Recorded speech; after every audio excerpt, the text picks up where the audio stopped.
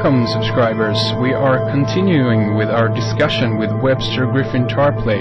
And like I mentioned during our regular show, I'd really like to get into now the area of the Venetians. Basically, I don't know where to begin here, because I've got very sporadic bits of information here and there from different sources, and I'll imagine much of it is from Webster also. But to get things going here, let me first ask you here, how far back do we need to go to kind of begin to pick up a thread here and there? Maybe we can move on to, who are the Venetians and what are their connection to the modern world today, Webster? All right, I guess this is a tall order, but let's see what we can do. The Venetians, of course, claim that they were founded in those lagoons at the top of the Adriatic at the time that Attila the Hun went by, so maybe 450 AD or sometime like that at the end of the Roman Empire. That is probably a little bit fanciful, but there are pretty old colonies there in the Venetian lagoons, because once you got inside, it was easier to avoid some power approaching on the land. It's important to see the Venetians are certainly around, in the years after 800 AD, and we know this because they take the side of the Byzantine Empire against successors of Charlemagne, right? The Franks. They take the side of the Byzantines against King Pepin. So this is the so-called Pax Nicephori, where the Venetians claim that they're not part of the Western world, but they're part of the Eastern or Byzantine Empire, and that's something that they continue to have this Oriental characteristic to them. I guess then they get as trade and cities revive in Italy in the 1100s and so forth. The Venetians are one of the main beneficiaries. It's important to remember that they always have a kind of a collectivist overtone. They always do have this Byzantine thing that the economic life is significantly dominated by the state, although the private families are the main beneficiaries. I guess the Venetians get to be an important power with the Third Crusade a little bit after 1200, where they actually go and conquer Byzantium. They get a bunch of French feudal knights who are told that they're going to go conquer Jerusalem, but then they go and conquer Constantinople, which was not the idea, but which was the richest city in the Mediterranean area at the time. So the Venetians go and take that over and try to have the Latin Empire of the East, which doesn't last for too long. The Venetians build at the first part of this, they're just about always a naval power based in the lagoons only. In the 1300s and 1400s, they acquire a land empire in Italy, and as Machiavelli writes and others, Aeneas Sylvius Piccolomini, Pope Pius II observe in the 1400s and 1500s, they're trying really to conquer most of Italy, but they don't succeed. And in doing this, they're trying to use this method of geopolitics. That is, they're always trying to ally with the second strongest competitor against the strongest competitor, and therefore to eliminate the strongest competitor, and also to try to eliminate or weaken the one that they're allied with. It's not a good idea to be allied with the Venetians. And the key moment in all this then becomes the year 1509. It's almost completely forgotten by most people, but most historians even. But at the beginning of the modern era, and really the close of the Renaissance and the beginning of the modern era as we've known it, there's a world war in Europe, and it is called the War of the League of Cambrai. Does this ring a bell at all? No, actually it don't. Okay, so we're in 1509. It's the War of the League of Cambrai. And it is essentially an alliance of just about every European and Italian state against the Venetians, because the Venetians have antagonized all of them.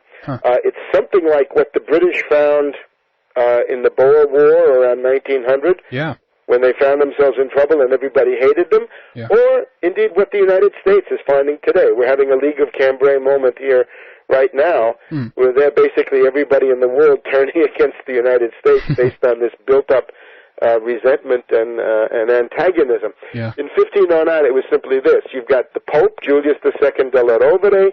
You've got the Holy Roman Emperor Maximilian. You've got the King of France. You've got the King of Spain, Ferdinand. You even have the English for a while in a war against the Venetians. So they all gang up on the Venetians, along with many other Italian states, Milan and some of the smaller ones. So they're all ganging up on the Venetians, and we have this famous battle in Venetian history. It's the turning point, the Battle of Agnadello, May 1509, which is when the French army annihilates the Venetian army and basically conquers the entire land empire that the Venetians had built up over 200 years. As Machiavelli said, they lost in one day what it had taken them several hundred years to accumulate. And this is the part that then begins to become interesting for us, because that experience effectively ends the notion that Venice could be a great power based on a piece of northern Italy, which is what they'd been doing up to then. So at that point, they begin to think about a number of things. One is what I call metastasis. It's usually the process by which a cancer goes from one place to another inside the body, right? When it spreads, what the Venetians do is they begin to export their doctrine, their ideas, and their money, and their families. They begin to invest. They begin to look for places outside of Venice where this form of oligarchical domination that they're accustomed to could be continued. And they look at the French, and they create a Venetian party in France. They create a significant part of the Dutch. There's a significant Venetian party in the Netherlands. Above all, in England and in Scotland. And ultimately, I would say, in the broadest historical sense, it's the Venetian help and sponsorship that allows the English to win out over their rivals and then become the dominant world empire of the last 300 years. It's the Venetian party of England. And this is not just me saying this. If you look at the novel Coningsby by Sir Benjamin Disraeli, Prime Minister of Britain many times during the 19th century, he essentially says that the Venetian system was exported, that the King of England is nothing but the Venetian Doge in disguise, that the English Constitution is a version of the Venetian one, and above all, it's the Whig party. In other words, it's the party of the great Whig aristocrats, the aristocratic party of top super-rich oligarchs who would like to have a Venetian system, and indeed from about, from 1688 until 1832, I guess you can say that there was, with some exceptions, a Whig aristocratic system on the Venetian model among the British. Now, there are maybe two or three aspects of this stuff that we can point to. One is the fact that the Venetians come on the scene as the great allies of the Protestants in the wars of religion. That the Venetians have a structural hostility to the Vatican because, of course, they regard the Vatican as a rival Italian state with whom they share a border. They don't like the super Catholic powers like the Austrians or the Bavarians or people like this. So they have a very strong anti-Catholic prejudice, and they therefore their bets are largely done on the side of the Protestants. This is a problem for some people because I see a lot of things on the internet where people say, well, the real source of evil in the world today is the Jesuits or the Vatican. And I regard this as absolutely fantastic because if you look at this, this is not what governed the world. If the Spanish Empire had dominated the world over the past 300 years, then we might be able to say, yeah, the Pope and the Jesuits were the ones who benefited from this. But that's clearly not the case, that the Catholic powers, be it Spain or France, were on the losing end. So therefore, what dominated the world is obviously the British Empire. Anybody can see this. And what's the main influence on them? Well, it is indeed the Venetians. So it's a very big mistake to think that the Protestants are the good guys in this stuff. And this is a tremendously deeply rooted prejudice that you see in the historiography of the 30 Years' War, right? Gustavus Adolphus and what he means for Central Europe and the role of Sweden as a great power. All of this is based on the idea that somehow the Protestants are the good guys and the Catholics are automatically the bad guys. In reality, it's much more complex. Yeah. And there is no such thing as good guys and bad guys in that rather primitive way. I mean, that's a kind of a view of the world we might expect from George Bush and his primitive Manichaean outlook, but that's not the way the world actually works. Yeah, yeah. And what is it that, kind of unifies this group of folks basically as Venetians? I mean, is it the area, or is it certain traits as a human race, or it's the idea that oligarchy should rule. If you look at human societies, you can classify them in many ways. You have some societies that are ruled by generals. Some societies are ruled by priests. Others by aristocrats, by bureaucrats, by demagogues, right? By super democratic demagogues. Yeah, yeah. But the Anglo-American system and the Venetian system before it is none of that. Right? It's not any of the ones I just mentioned. It's bankers. It's financiers.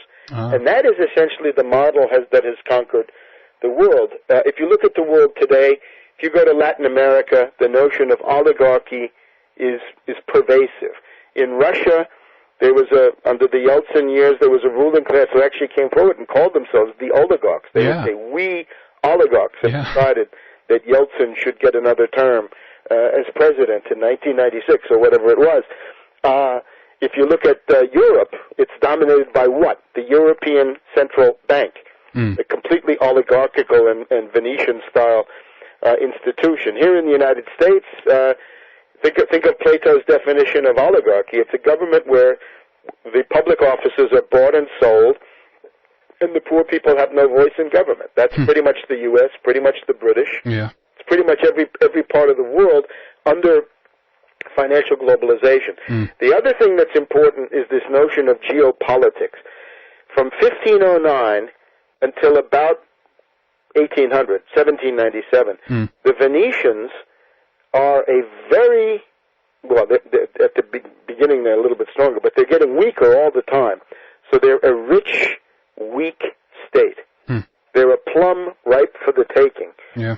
And the only way that they can survive is by geopolitics, meaning playing one power against another, creating conflicts among other powers, and saving themselves through the influence of the diplomats, right? The Venetians are the ones who invent a diplomatic service, a foreign ministry, the constant presence of ambassadors, the fact that these ambassadors are writing everything down, sending it back to Venice. If you go to the State Archive of Venice today, it's one of the hugest archives in the world. It's just immense, and as Leopold von Ranke, the German historian of the 19th century, said, if you want to find out something about anything under the sun, go to the Venetian archive, and one of these ambassadors will have written something about it, which is going to give you a good starting point. So they're creating conflicts among other countries as well as playing off those other countries against them. Now, they are generally neutral, but they're always fomenting wars against others. So, Webster, is there any, according to yourself, any connection here to, the kind of the revolutionary movements that have been spreading through, I guess, what could be termed more like, secret societies and maybe even Freemasonry and so forth? Well, I think the origin of modern Freemasonry is the Venetians. And this is where it comes from. It comes from the Venetians. You can go to Venice today and see some crumbling Masonic temples from the late 1600s, 1700s. Yeah. So I would say it's from there. If you look at these institutions, the British basically get what they have from the Venetians in terms of Freemasonry. I think this is where it comes from. And this is constantly then, if you look at somebody like Casanova, is officially a Venetian agent operating in France as a geopolitical agent, and what he's interested in doing is weakening the French to make sure that the British win out, but he's also interested in preparing the sort of Robespierre side of the French Revolution. I would say that's what Casanova is actually doing most of the time. In other words, the sex stories are an interesting facade, but what he's really doing is something political and therefore much more important. Now, let me just focus on two questions which I hope to be able to illuminate in writing before too much more time goes by. Yeah. I have written these things up, and they are various places on the Internet, but two examples of the Venetian geopolitics. The first is the Protestant Reformation itself. During the course of this War of the League of Cambrai, 1509 to 1517, the Venetians are at death's door repeatedly. In other words, they have an army of 100,000 German Landsknechte comes down through the Brenner Pass and is camped out at Padua and is laying waste to the Venetian countryside, and they want to come and break into the city of Venice and destroy the place. There's another time when a Spanish army goes along the coast of the lagoon burning everything 2 or 3 years in a row. So the Venetians are in the most acute emergency you can imagine. And I think what they do at that point is they begin to say, how can we foment problems, rebellions, diversions way in the rear of our enemies? Yeah. For example, religious conflict in Germany. It's often forgotten that Luther and his theses of 1517 comes right in the middle of this world war. Yeah. Right in the middle of the War of the League of Cambrai, or towards the end of it, but right in the middle of it, so to speak. And that what Luther is doing is something that lends itself very much to what the Venetians want, which is to create religious conflict in Germany. They want to stir things up so the Germans will be fighting themselves instead of sending that huge army of 100,000 Landsknechte across the Alps into northern Italy, where they're going to destroy everything that the Venetians have. It's worth also indicating that the Venetian, their kind of, what can we say, knee-jerk reaction to a strategic crisis. We have one previous example. The War of Ferrara in 1482 is a point where all the Italian states, this is now the five, right? There are 5 and 4 of them gang up. So it's Milan plus Florence plus the papacy plus Naples gang up on the Venetians, who are the 5th. And at that point, what happens? Well, they go into a emergency mode. They've got to get loans. They've got to defend themselves. They've got to do all sorts of things. They also try to get their diplomacy at work, trying to create divisions amongst the other 4. Yeah. But the thing that they do is to fill the streets, fill the roads with apocalyptic preachers.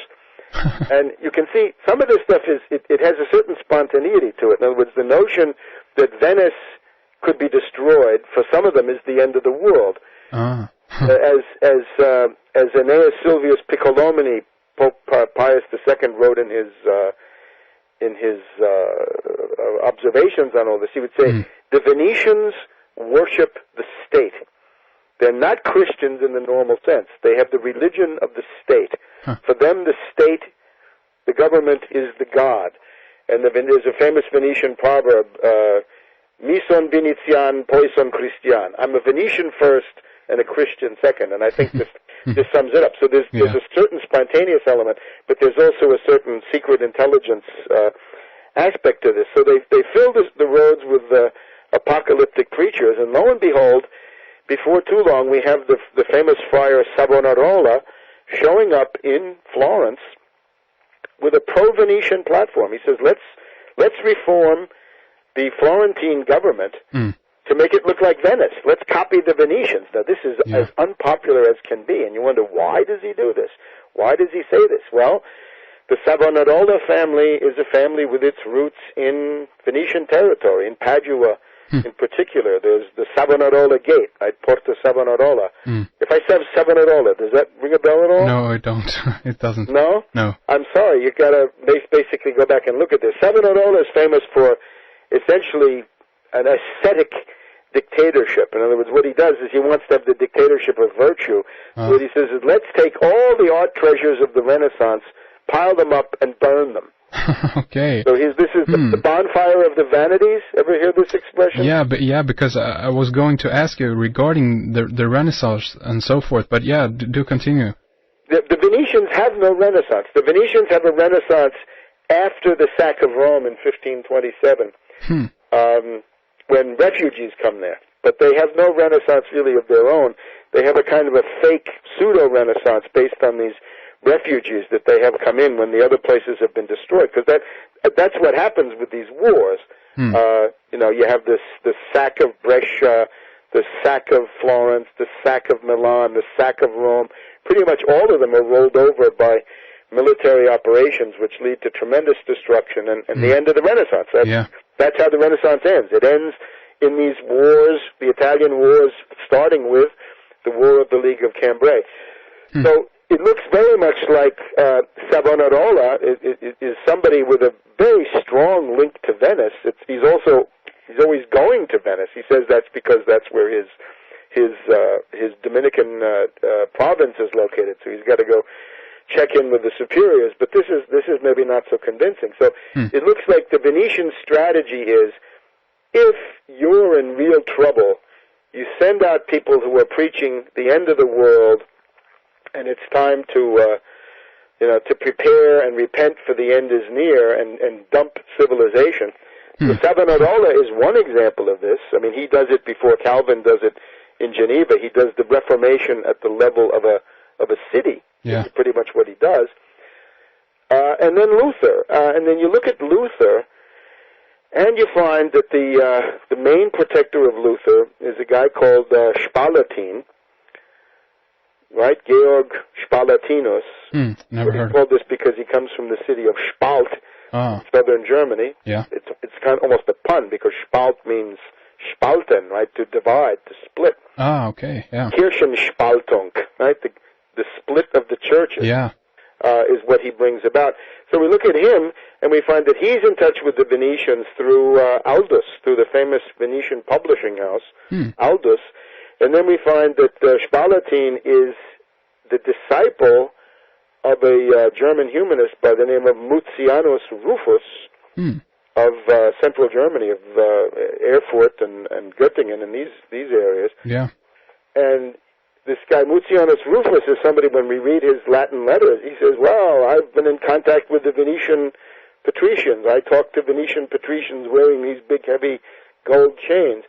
So the idea that you get is that Luther, at the beginning of his career, is very much under the sponsorship of this guy, Spalatin, and that they're all part of this Venetian network. And it seems to suggest that the Protestant Reformation itself is a very important example of an intelligence operation. Yeah, in other words, that Luther is not a spontaneous phenomenon. He's not what he pretends to be, what he seems to be. The other interesting thing is that if you know anything about the history of Luther? Not so much. Swedish Lutheran, I would think you do. Not so much, actually, but... You know, the moment when Luther becomes a Lutheran is what's called in German das Turmerlebnis, the experience in the tower. And what Luther says is that the time that I really come to my, definitive view of faith, right? That salvation is by faith alone and by grace alone, and but not by works. Yeah. And so forth. He says, this is when I was in this tower in the castle, when he's a monk, and he says, this is when I realized that Paul's letter to the Romans means that salvation is by faith alone, not by works at all. Nothing you can do, only by faith. And it turns out that this particular experience is one that had been already had about 3-4 years earlier by Gasparo Contarini, who was the leading figure of the Venetian oligarchy at the time, on around Easter in the early teens. during the War of the League of Cambrai, but he has this mystical experience where he says, look, you know, the way that we're saved is almost exclusively by faith. He doesn't go quite as far as Luther, but we have an experience that has pretty much the same internal structural features as what Luther goes through. And then after that, there's absolutely no doubt that the Venetians become the main publishing center to support Luther. In other words, they support Luther by spreading the Lutheran message. Ultimately, the Venetians are not too happy with Luther because Lutheranism, because it relies on the princes, right, of the Holy Roman Empire, it leads to quietism. They don't do enough fighting. So later on we get Calvin, who comes in with the idea that you really have to be a fighter. Yeah. The Venetians like that much better because this is what they expect Protestants to do. So the thing here is to still they created this split within the Catholic Church, correct? Yeah, I think that would be my finding. In other words, I think you can make a very, very strong case. A lot of it is circumstantial evidence because a lot of the evidence has been destroyed by people who don't want, you know, the obvious stuff to come out. Yeah. But in terms of a political judgment, you'd have to say that Luther would seem to be an asset under the control of a Venetian network who is used by the Venetians, first of all, to destroy the influence of Erasmus of Rotterdam. They use him against Erasmus, and then to start the wars of religion, which is one of the ways in which the Venetians are able to survive. Because as a number of historians will tell you, von Ranke again is another one, the fact that the Venetians were able to survive at all from 1509 to 1797, when they're finally destroyed by Napoleon, it's inexplicable. How can they do this? This is a tremendous achievement because they're increasingly weak, but they're also very rich. They'd expect somebody to come in and take them over. Yeah. And this is not what happens. So the first reason is, well, why not? Because you're in the area of the wars of religion, and they managed to stay out of this. The second act of this that I would point to is the 30 Years' War. And of course now Sweden has got this key role in the 30 Years' War, but only really at the latter phase, right? You have to look at the beginning phase, and what you find is, if you look at all of the people in Europe, say about 1600 or 1605, you'll see that one of the, well, it's not clear, we can't really make total generalizations about this, but it is clear that one of the leading groups that talks about wanting a general war, wanting a general European war of religion, is the group in Venice around a guy called Paolo Sarpi, S-A-R-P-I. So we've had Contarini, Gasparo Contarini, C-O-N-T-A-R-I-N-I, in the period, or from 1509 to 1535 or so. Yeah. And now we're talking about 1600 to about 1625, when the main figure in the Venetian oligarchy is Sarpi. He's actually not a nobleman himself, not a patrician, but somebody who comes from a slightly lower class, but he's nevertheless able to be the dominant one. Wow. And you'll see that his approach to the whole thing is there has to be an apocalyptic general war between a Protestant coalition, hopefully including France, on the one side, and the Catholic powers. He calls them the Diacatholicon, the Spanish, the papacy, and the Austrians. I think you can make a very strong case that Sarpi and his group it's a very widespread European network. It's a radical pro-Protestant network that exists in any number of European countries, that they are instrumental in setting the stage and unleashing the 30 Years' War. In other words, it traditionally starts with the defenestration of Prague, right? The events in Prague in May of 1618, but it has a much longer gestation period. In other words, it's a preparatory period that starts really about 1605, 1606. About 400 years ago right now, you're getting into this process of development that leads to the 30 Years' War. Yeah. And of course, the Swedes with Gustavus Adolphus come in at a later point, right? They come in, in about 1630. So there's a whole phase of a dozen or more years of actual war before the Swedish forces make it, there's traditionally known as there's a Bohemian phase, and then there's a Danish phase.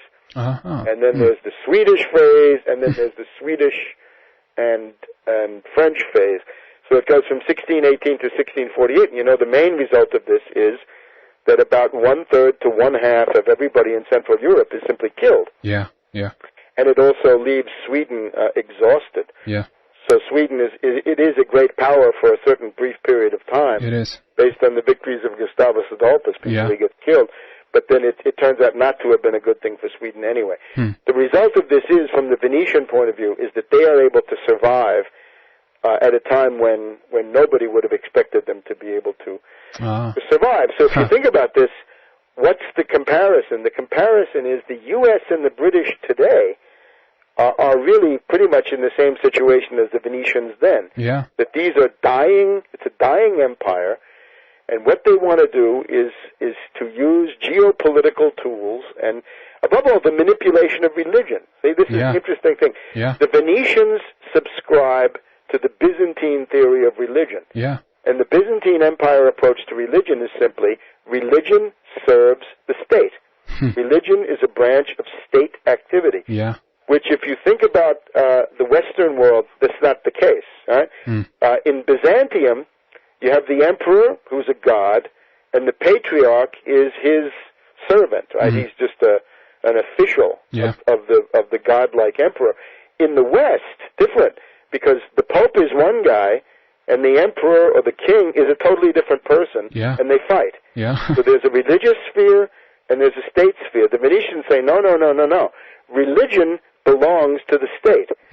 So the neocons today, I would say, are similar to the Venetians of the 1500s and 1600s, because what the neocons are really saying is, first of all, we're going to try to defend the existence of our empire through increasingly adventurous and reckless geopolitics. So we're going to do crazy things, and we're going to use religion as a tool of creating these conflicts. So this is a philosophy that they exported basically from the start, and now we can have we might be having folks in power then that are studying this philosophy and maybe know how to go about to basically survive through this period. Well, I think the people you have today, of course, they're subscribers to a very crude, simplified, primitive version of the whole thing, which is it's to create conflicts, artificial conflicts, and to use them to maintain power. If you look at the neocons, some people say the neocons are students of Hegel. I don't see any evidence that Hegel has really much influence in Britain or the United States at all. But what I do see is that they have understood the Venetian system, which is simply geopolitics. In other words, ally with one group against another. In other words, a simple example would be the U.S. and the British are obviously trying to use India against China, against the Arab world, and so forth, and they against Iran and against Pakistan. So they would like India to be cannon fodder and an asset, an expendable asset in this geopolitical project that they have. So that would be an example of geopolitics, right? The U.S. nuclear deal with India would be basically saying, let's use India as an expendable pawn against these other enemies. The U.S. would like to use Europe, obviously. If you look at Hillary Clinton says that she will attack Iran faster than Bush, better than Bush. Hillary says, I can get you European troops and European money that Bush can't get you. So Europe would be used as a tool. So if you succumb to this 9/11 mentality, you're soon going to find yourself attacking Iran. I mean, I got to ask you, Webster, I mean, what's your take here? Where do you think that we'll end up here in a couple of years, basically, down the road, so to speak? I would say that the great imperative now is, of course, 9/11 truth. In other words, the official myth has got to be demolished, and we don't have time to go through all of the ways that this is being done. But no. We've had a lot of breakthroughs of the 9/11 truth movement into cable television over the past 3, 4, 5 months. You've got this movie Loose Change, which is going around the world and impacting, tens of millions, hundreds of millions of people. I mean, it even recently, it even was on a show here in Sweden on the main, the state news channel. That's what is tremendously valuable. Obviously, it doesn't come to any really conclusive findings, but it does plant doubt. In other words, it shows people that the official version cannot be true, and I think that's already a great deal. Yeah. So the goal has to be to try to bring about the collapse of the official version of 9/11 as soon as possible, because we're now operating under the Cheney doctrine. Cheney has basically said about a year ago, behind the scenes, that it's time to prepare for a nuclear attack on Iran, which will come in the wake of a nuclear new 9/11 or a new Gulf of Tonkin, and that will then be the pretext for this attack. Now, as far as we can see, the next window of opportunity for this, and of course we've been lurching along the edge of the abyss here. Right? We're constant for the past 2 years or so. We've been going from war emergency to war emergency. Really, as long as you've got Bush Cheney in power, and as long as the invisible government and the September criminals are still in power, as they are, you're going to have the danger of this next phase, the wider war involving Iran. The really dangerous time seems to be from about the 18th of October until about the 25th of October. Oh, really? In the sense that you've got the arrival of the Eisenhower aircraft carrier battle group in the Arabian Sea, Persian Gulf area. You've already got the Enterprise battle group there, so you'll have two carrier battle groups. One is allegedly replacing the other, but as long as they're both there, they're both there. So that could cover the build-up for an attack. So and they seem to be taking with them minesweepers and other kinds of ships that would be useful for a war against Iran in the Persian Gulf and the Straits of Hormuz. And we've had a tremendous mobilization of people on the internet trying to point to this obvious war danger. The October surprise could turn out to be Cheney's attack on Iran. He obviously would need to have a synthetic terrorism event to cover it. And the other thing is the other thing you have to be aware of, strangely enough, in this is the phases of the moon. The U.S. always likes to attack when there's no moon, the new moon. Okay. In the dark of the moon. So the dark of the moon, I believe you can check it, it's the 22nd of October.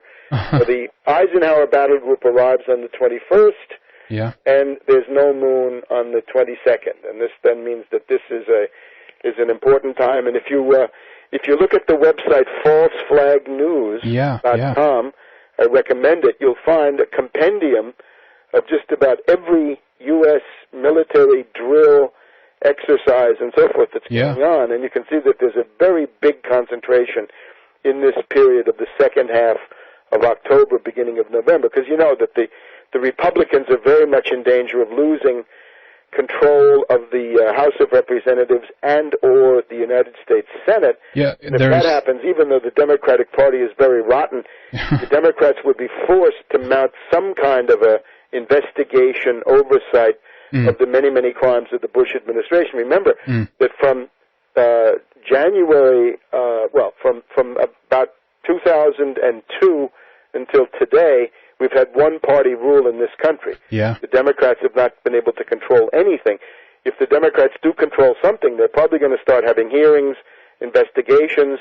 This could easily turn up things that are impeachable, and at that point we might have an attempt to impeach Bush, even though this is not what the Democratic leaders intend to do. The Democratic leaders intend to sell out. But the Republicans, and of course it's not really the Republicans, but it's the invisible government, would rather not have divided government again. I think the average person in the world would be much better served by divided government. Let the Democrats, whatever they are, take over the House and or the Senate, and let them do something to show that they exist, and somehow fight Bush, investigate Bush, put Bush on the spot. But the invisible government, I think, would not like that. So there's a certain sense that if they're going to do this next false flag terrorism, vis-a-vis Iran, they may want to do it before this election. Yeah. And the election is on November 7th, just so people know when that is. Okay, well, I got to ask you, because you bring this up, the midterm election here, because I read an article recently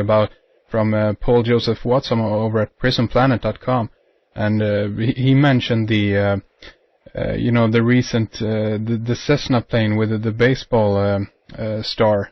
You heard about this, diving into the... yes, of course, this was widely reported. Yeah, I mean, got any idea about this? I mean, is it an accident, or is it something, to... I have no idea, and I don't... It's maybe not always possible to read a whole lot into every little... No, of course not. That goes by. No. But I think the overall pattern is clear, that, you've got this military buildup in the Gulf. You've got the fact that the U.S. and the British are losing in Afghanistan. They're losing in Iraq. The Israelis have been defeated in Lebanon, and there's a great hysteria. There's a kind of a twilight of the gods. Berlin 1945 mentality among the neocons. A lot of the neocons are facing criminal indictment for various things that they've done. And there's a great desire to have a flight forward. And for the neocons, whenever they get into trouble of any kind, the only answer is war. They're known as one-trick ponies. They're Johnny One Note, and the one note is always send other people's children to die in useless, needless, and futile wars. And that seems to be what's going on behind the scenes. So I don't know any particular story about this plane. No. The one thing I also have to point to, there's one hopeful sign, which is that we have, it's been common knowledge for some decades that there's a homosexual cabal of Republicans who have dominated the House of Representatives. Yeah. Members of the House and also their aides. Yeah.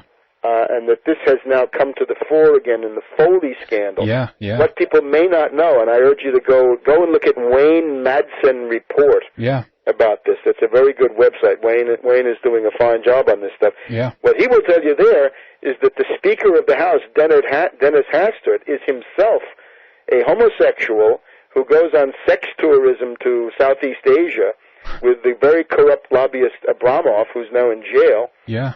And that Hastert has a live-in homosexual lover in his townhouse on Capitol Hill. And that this is then connected to Jeb Bush and the guy who's supposed to succeed Jeb Bush as the governor of California, a guy called Christ. And also it's connected to Senator Allen of Virginia, who is running for re-election and is one of the Democrats, one of the Republicans who may be defeated. So we've had this. If you read, go online to tarpley.net and look in my Bush biography. There's a chapter there called Omaha, and if you look in the Omaha chapter, you'll see that there are stories of pedophilia, child molestation, child abuse involving Republican officials in particular, going back 20 years or more. Yeah. There was this thing called the Craig Spence Ring, which was a group of underage homosexual call boys, gigolos, who were taken on a midnight tour of the White House during the term of Bush the Elder in 1989, when they stole pieces of china and pieces of silverware and things like this. Anyway, there was already then this pedophile child molestation ring infesting the White House, and it's thought that this is an aspect of the liberal Republican faction, which is, after all, what Bush represents. In other words, internationalist bankers, because that's who he is.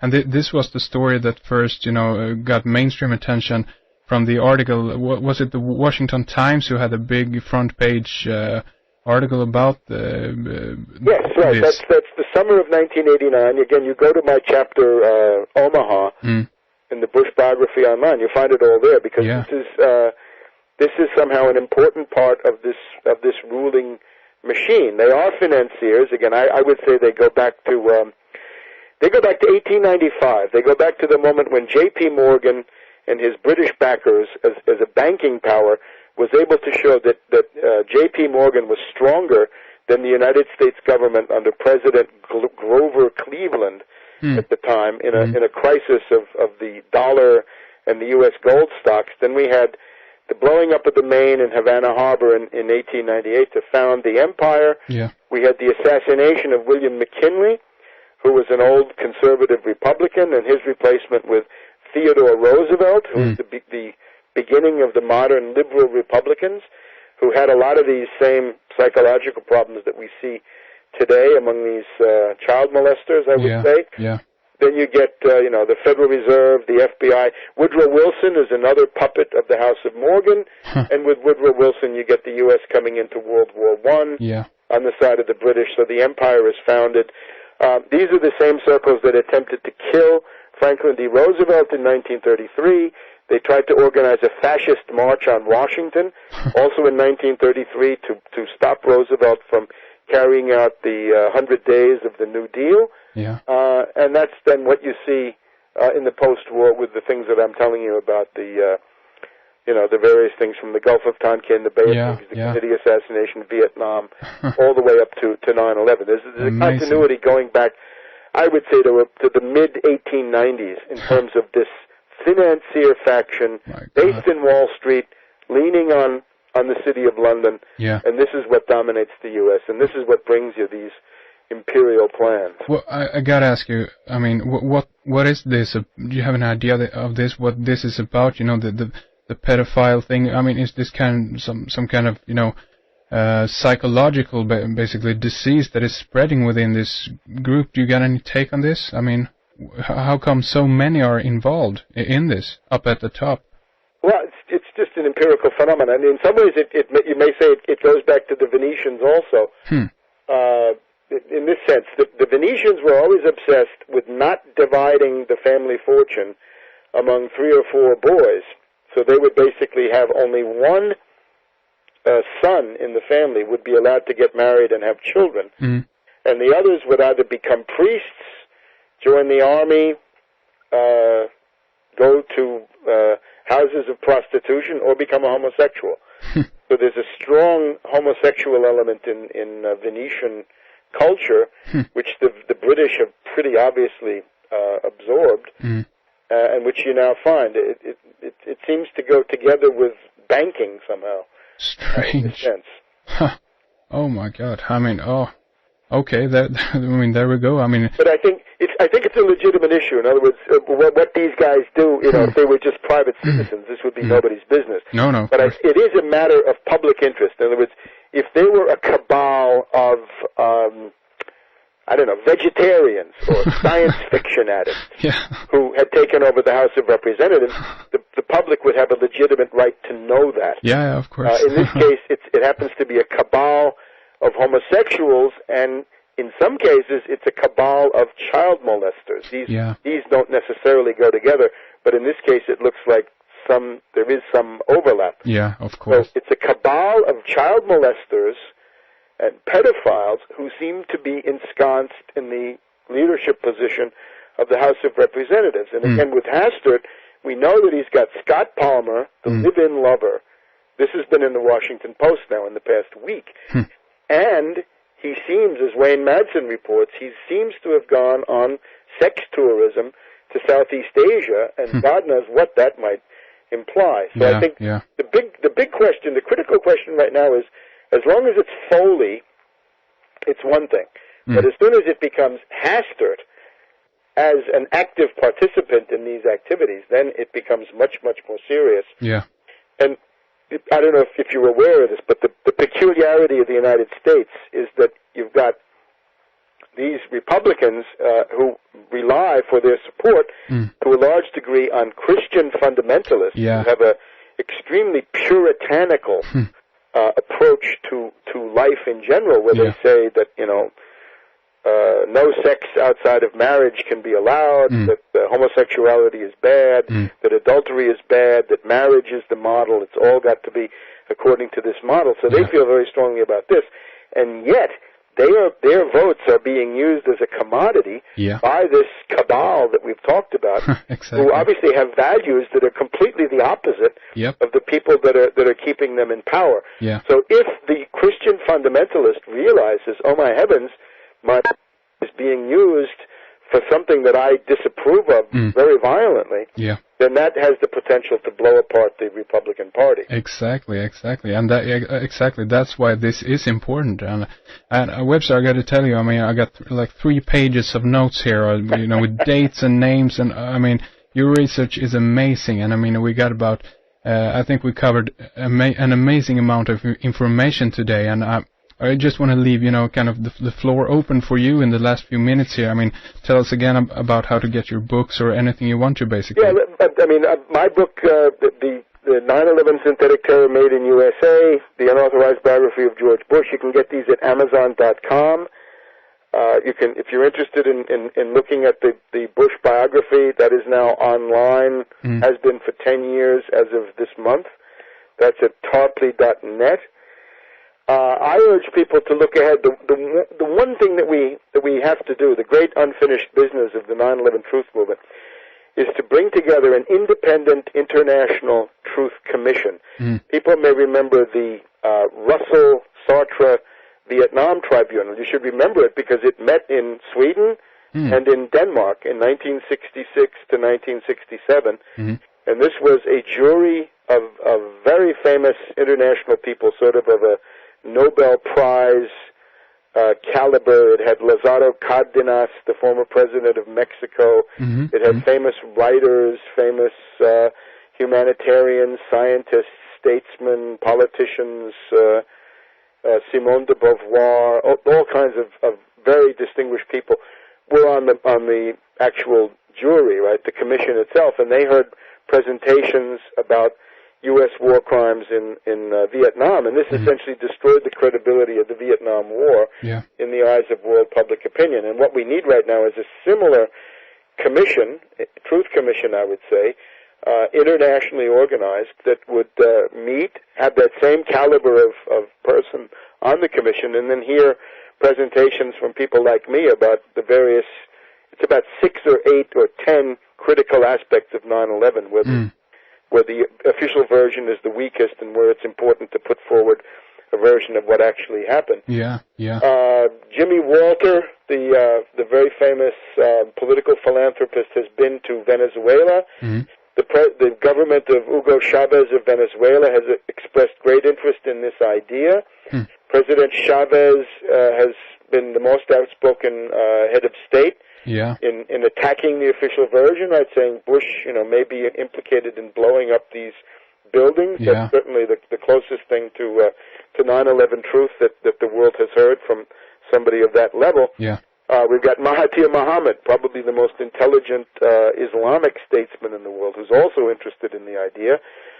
I know, just personally, I was in Europe just now for the 5th anniversary. We had a meeting in Berlin of the German Netzwerk, the 9/11 Truth Network, with Andreas von Bülow, Gerhard Wisniewski, Matthias Brückers. They're in favor of the International Truth Commission. I was in Ireland with Morgan Stack. The Irish group is very much on board. The British group is very much on board. I also I appeared at a lecture in southern Germany in one of the suburbs of Basel, Switzerland, on the 10th of September, about 160 people there, but that group is also in favor of the Independent International Truth Commission, and I also took part in what I think was the largest of the 9/11 events anywhere in the world for the 5th anniversary, was the Bologna Conference, which was about 700 people, with Giulietto Chiesa, the member of the European Parliament, who's taken up 9/11 and brought that into the Brussels European Parliament.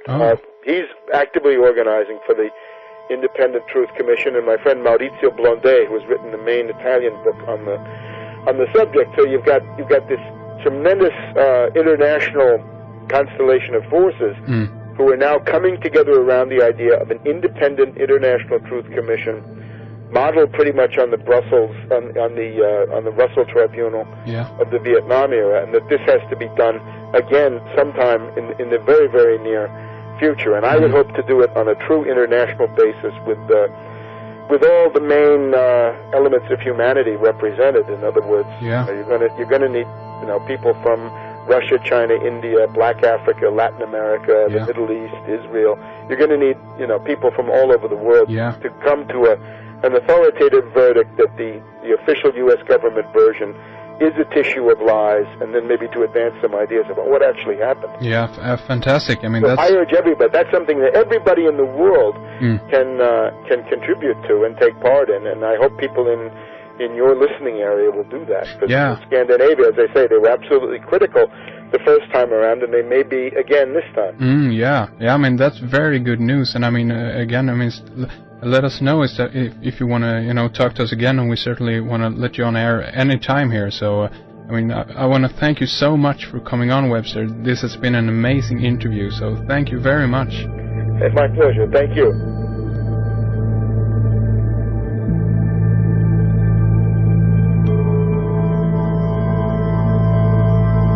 You have been listening to Red Ice Creations Radio. Thank you for being a subscriber. Your support keeps redicecreations.com alive. Until next time, take care.